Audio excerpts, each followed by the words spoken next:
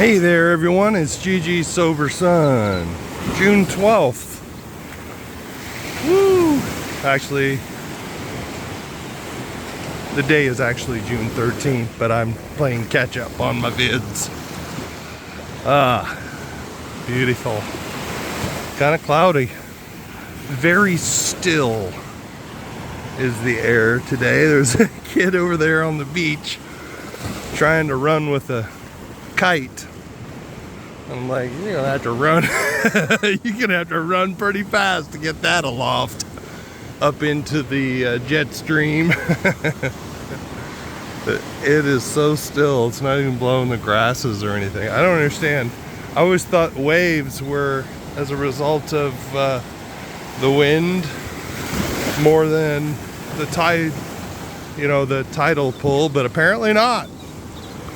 You got some decent waves. I don't know. Anywho, June 12th. When we came into AA, we made a tremendous discovery. We found that we were sick persons rather than moral lepers. We were not such odd ducks as we thought we were.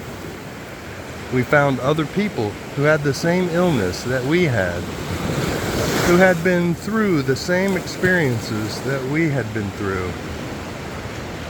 They had recovered. If they could do it, we could do it. Was hope born in me the day I walked into AA? Oh man, maybe not the very first time, but that's only because I wasn't ready. But it sowed the seeds, man. I really knew that if it ever got quote unquote that bad, I knew where to go. Honestly. I mean, when I look back, I remember thinking, you know, why would I want to quit now? I'm just getting started, you know? And I'd only had like one like bad experience with alcohol. Like I got drunk, puked, got into a fight, you know, that kind of thing. Act a fool. But the following Monday at school, this was in high school, I was probably 16. Following Monday at school, I was like a celebrity. And it's not funny, but that's how I felt, you know. People were like, oh man, you're wasted. And I mistook that for fun. You know, when I look back on my childhood as well, I remember my dad saying to me, why did you do that? And I go, I don't know. Why did you do this thing you know you weren't supposed to do? I don't know. I know now. Because I would take any kind of attention. Good or bad. I wasn't one of those kids to fly below the radar. I felt neglected. And so I'd take any kind of attention. I had a lot of siblings. Well, so it felt at the time for sure. And so anyway, I did feel hope when I came into AA. But I knew it was going to be deferred. Hope deferred, so to speak, when I was 16 years old. And, but thankfully, it only took 8 more years for me to get it, and for me to about 8 more years. Not, I don't think it was a full eight more years, but yeah. But when I did come back, 3 weeks. It was actually 3 weeks prior to my 24th birthday. Actually, last Thursday was 31 years from when I went back for keeps. Putting the plug in the jug. So I remember thinking, yeah, I found the solution to my main problem. And I was excited. I was happy. And I saw people who were living reasonably content lives, not drinking. They seemed to be comfortable in their own skin. And when I looked back at that first AA meeting, that's what I saw in my buddy, the buddy that I tagged along with to that meeting. He was my same age, nearly 2 years sober. So, yes, there's hope in that. I saw that he felt reasonable. He seemed to be comfortable in his own skin. And I had no idea what that looked like. And even less of an idea what that felt like. And unbeknownst to me, he was displaying the outward appearance of serenity, inward serenity. And I've caught glimpses of that over the years. And I feel it more and more each day that I abstain from mind-altering, mood-altering substances. So I'll keep coming back. Hope was born in me that day. I walked into AA. And I keep walking into AA. I went to a meeting this morning. I was a little late, but it was worth it being there. Meditation for the day.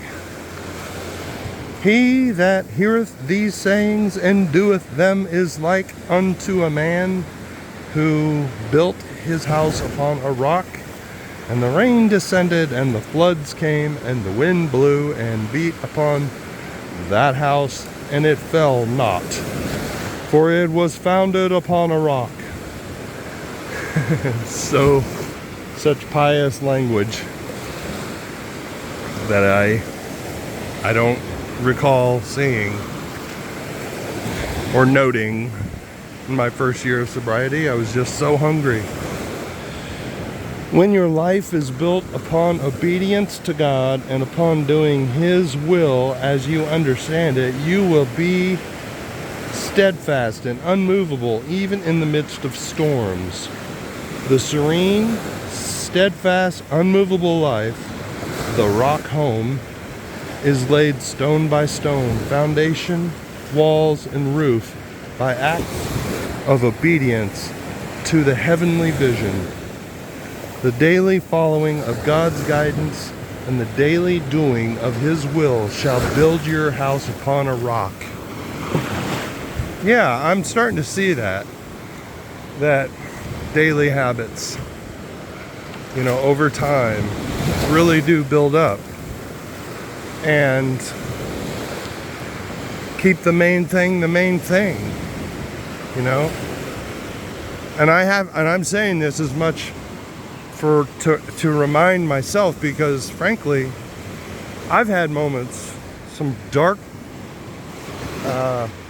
moods lately, and it's almost like I'm feeling resistance of the old wagon wheels going down the same old ruts, and those wheels want to buck against the sides as I pull out of those old thought patterns, pull my wagon, so to speak, my thought wagon out of those old ruts.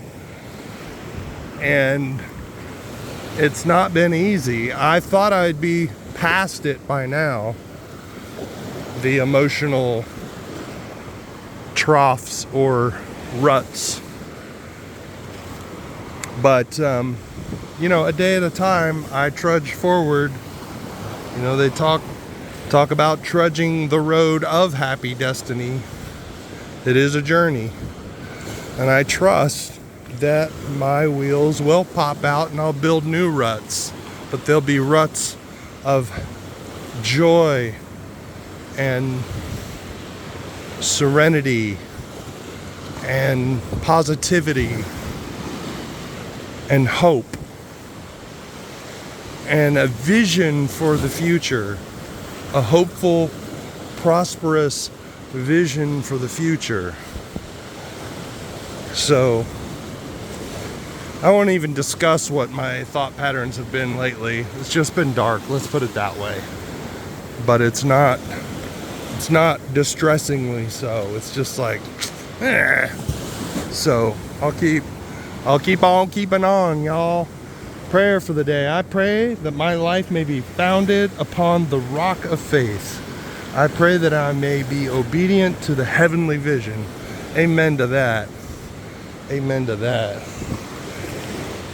I just want to keep on keeping on, keep on sharing my experience, strength, and hope with people. And whoever may listen to this now, in the near future, or way down the road, it's still going to be out there. So I love y'all. Keep on keeping on. Look up, aim up, rise up.